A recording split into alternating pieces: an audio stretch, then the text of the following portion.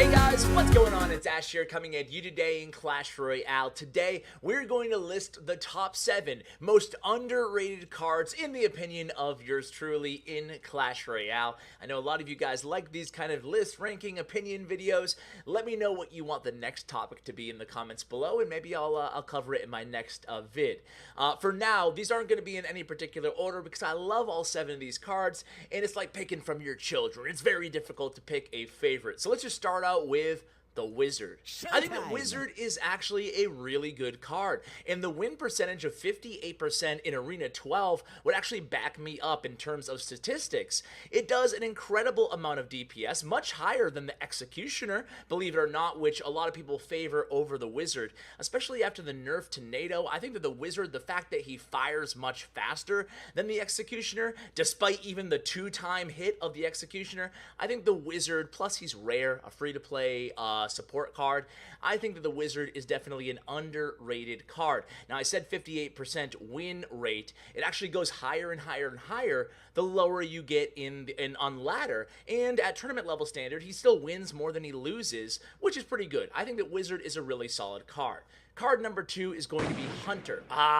No surprise here. If there had to be a winner, it probably would have been Hunter. I think he is an incredible card, incredibly powerful. For whatever reason, the use rates just aren't there, making him underrated in my eyes. Think about this, guys. At very close range, the Hunter's shot at point blank or close to, basically so all his bullets hit the intended target, is almost as strong as the P.E.K.K.'s swing, which is incredible considering the Hunter can shoot air targets and can deal with swarm targets. That's a lot of damage output on the Hunter. To boot, he also counters the Hog and the Goblin Barrel without taking any tower damage if placed in the appropriate time and area. So the Hunter is an incredibly powerful card. I don't know why he's not in more decks right now, because he is probably my favorite card in the game. I'm sorry, Ice Wizard. I'm sorry, Ice Wiz. So card number 3 is going to be Zappies. I really like Zappies. They're boasting a 68% win rate and grand challenges. Zappies are the ultimate counter and answer to the Goizen meta. It's because Poison still takes 6 seconds to kill Zappies, usually allowing the defender to play them in the same lane and stopping a big giant push, giant Prince push, or stopping Prince, stopping bridge spam. Zappies do a really good job at that. And then Zappies, the fact that they do die to Fireball instantly, actually helps a lot of decks where they're used as fireball bait. I do think that even splitting Zappies can be a good, powerful defensive play, because who wants to really play anything into 2 or 1 Zappies? It kind of puts the defender at a loss in terms of what their best next move should be. I think that Zappies are a really, really good anti-beatdown, anti-spam, anti-charge units Prince, Dark Prince, Battle Ram, Bandit card. So Zappies gets my vote for most underrated card, or one of the 7 most underrated cards. Next up is the Zappies' distant cousin or mother or aunt. It's Sparky. Now, what if I told you that Sparky, at tournament level standard, Sparky has a higher win rate than Hog, Ewiz, P.E.K.K.A, and X-Bow? Granted, the use rate is a little bit lower too, so those are kind of skewed because there's more people playing a card. Oftentimes, that gives the win rate a little bit down, right? But all things being equal, Sparky is actually a competitively viable card. Just look at players like Asocini, Sensei Beast, who I just recently had on the channel. There's a lot of players who actually prefer Sparky decks in a competitive environment. Now, most of you guys aren't pro players. I'm not a pro player, but Sparky can be a pain to deal with as a defender. When I go up against a Sparky deck, just me personally, when I go up against an Elite Barbarian deck or a Royal Giant deck or something like that, even on my free-to-play account, I'm just like, okay, I got this. I can kite, I can do some stuff, right?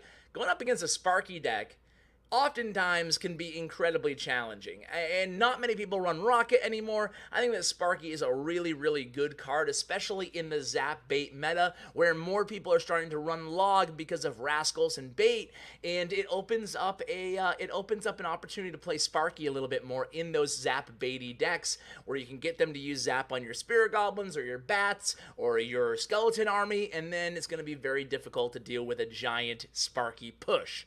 Sparky gets my vote as an underrated card in the game, even though she could probably stand to benefit from a little tiny buff. Next on the list is going to be Giant Skeleton. Giant Skeleton is probably the quintessential example of an underrated card, in my opinion. It's very easy to get a positive elixir trade off of a Giant Skelly. He can totally negate an entire lane, totally shut it down, guys. There's nothing better than a Giant Skeleton being played on offense, on your side of the arena, of course, and then, you know, your opponent drops 3 Musketeers, something like that. It's like, no big deal. No big deal. He'll take care of all the defending troops. You never really have to worry about a counter push with the Giant Skeleton. If I was going to suggest a slight buff to Giant Skeleton, I think we have to be careful because he could easily ruin the game too. He could shut down everything. But I would maybe, the duration of the bomb, maybe take it a little bit lower, a little bit shorter of a time so we can kill the defending troops who happen to be fast moving, who are right on top of him. That would be a big buff too. Next on the list is another one. I think that Royal Ghost and Hunter are my 2 favorites on this list personally.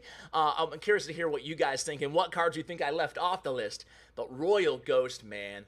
In my eyes, he's still a top 5 legendary card, ladies and gentlemen. You can still get so much value out of Royal Ghost. He counters swarm units. He provides so much value. He's even good at kind of acting like a pseudo knight in situations where you need that extra melee ground troop, and the splash damage, the invisibility, all for 3 elixir. I play a lot of Royal Ghost, guys, and the number of times a sneaky Royal Ghost will just get to the opponent's tower while they're concentrating on something else, or while they don't have a great answer, they don't have an Ice Golem in hand, man, I can't even count. And once he gets to the tower, he does a lot of damage. I think that Royal Ghost is one of the best legendary cards in the game. I said it before, I'm going to say it again. I love Royal Ghost. He's a great card. And then last but not least on our list today is going to be a card that might surprise a lot of people. It's Rascals. And the reason I say Rascals, it's still early, guys, but a lot of people are hating on the Rascals, on my boy and my girls. You see what I did there? Anyway, the Rascals are a really solid card, and I hear even the pro community is divided on this. The pros that I talk to, some of them say that Rascals are sneaky, low-key OP. Other pros say they're worthless, they're useless, they're a crappy card. So I am definitely in the camp that they are low-key OP, if you want to use that terminology. Just look at Big Spin's Graveyard deck, who will be on the channel soon, by the way. For 10 elixir, which is a lot of elixir, you can drop Rascals at the bridge and then Graveyard. Boom. That is really difficult to deal with for the defender, especially in double elixir. Even if they have poison, it's challenging because you have to account for the girl Rascals, you have to account for the boy Rascal, and that's just an aggressive spam play. What about all the more nuanced ways to use Rascals? As a matter of fact, the #1 Grand Challenge deck right now in the world, win percentage, based on win percentage, is Lava Loon with Rascals. Rascals fit in a variety of different archetypes. I've even been sent messages by free-to-play players using Rascals and Mortar saying that this is my favorite deck ever. Rascals and Mortar. It's free-to-play friendly, it's all common cards, and I love it. I think that Rascals are going to have a very healthy spot in the meta, especially for free-to-play players who are looking for that great answer to cards like Elite Barbarians, right? Rascals do a great job at that. So guys, that is my list. Do you agree? Do you disagree? What do you think of the video? A little bit shorter for an opinion video, but I felt like we talked about a lot here. I want to get your opinions. Can't wait to read the comments on this video. Huge shout out to Bren Chong, my YouTube partner. Check out his information as well, guys. Thanks so much for watching, and as always, take care, guys.